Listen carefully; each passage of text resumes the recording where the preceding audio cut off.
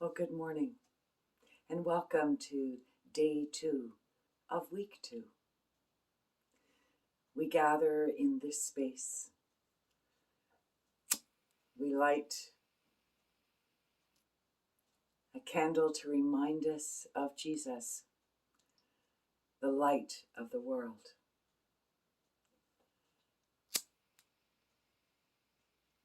In this flickering flame, we are reminded of the hope that is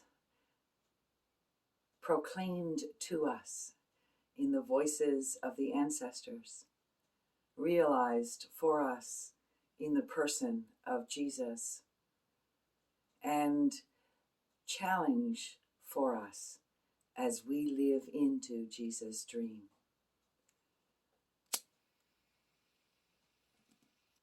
And in this flickering light, may the peace of God, which passes all understanding, fill our hearts and minds this day. Yesterday we talked a bit about the peace that arises in conflicts between people and held up the places in our world where nations and are warring against nations. Today, we're going to take a moment to reflect on personal peace, peace of body, mind, and spirit. In Psalm 4, we read these words: "Answer me when I call, O God of my right. You gave me room when I was in distress. Be gracious to me and hear my prayer." Every one of us goes through periods in our journey where the heaviness of the things that we are dealing with weigh down upon our hearts. Sometimes there's more than we think we can bear. I know that in my own journey, I have experienced such times. Times when I have cried out to God, seeking answers, understanding, and some relief from the place where I find myself. One such time was in the winter of 1999. On New Year's Eve, 1998, I received a call that told me my mother had experienced a massive stroke. She was being airlifted out of Labrador to St. John's. We knew that her prognosis was not good. And as we rang in the new year, she completed her journey in this realm and was received into the kingdom of glory. It was a heart-wrenching time for me. I had to make arrangements to fly home to be with my sisters and my extended family and to prepare for the celebration of her life. When I returned to Nova Scotia, I found out the day of my return that the community I had been serving for an interim period had made a decision to call someone else into full-time ministry. In a very short period of time, I lost my mom and I lost my faith community. My heart and my being spiraled into a place of deep darkness. I cried out to God in the midst of my anguish, and I prayed for guidance, wondering where the next steps would take me. And it was in the counsel of a close friend that the Spirit of God reached out to me.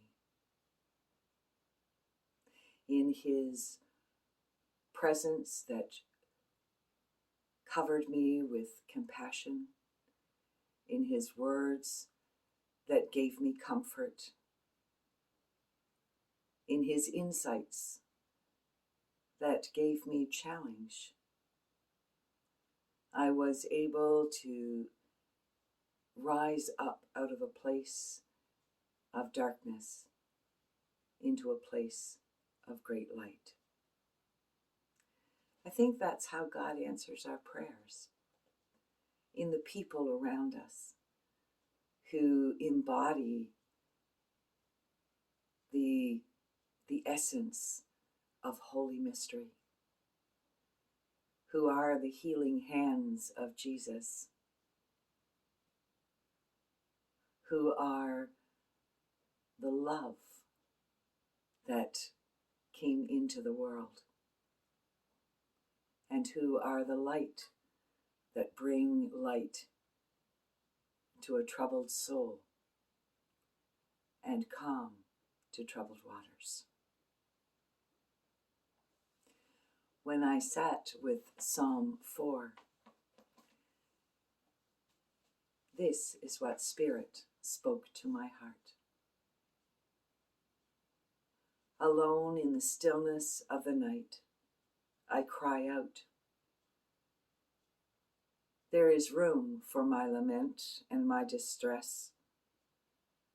Held in divine embrace, I know that my voice has been heard. And counsel comes, like whispers on the wind. Be angry, it says, but do not act in anger. Seek the truth and know what is right.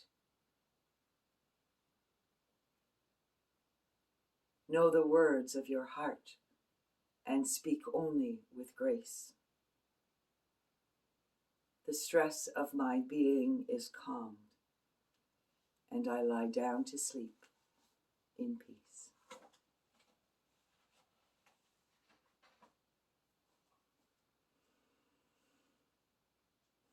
Let's take some deep breaths and ground ourselves now in that place of holy presence. Wherever you are in your journey, whatever is lying on your heart, release it in this moment into the divine embrace and open your being to the peace of God.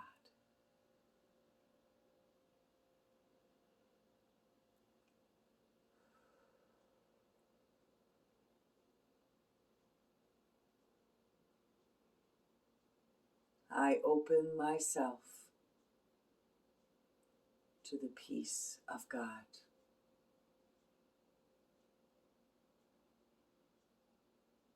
I open myself to the peace of God.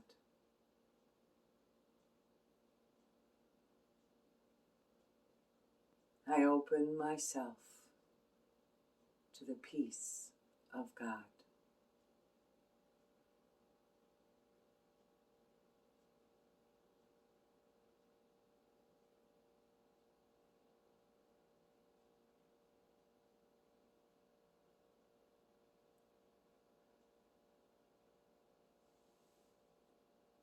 May it be so. And I invite you this morning in your own sacred space to just take a few more minutes. Breathe the breath of life. Pour out your burdens and your cares.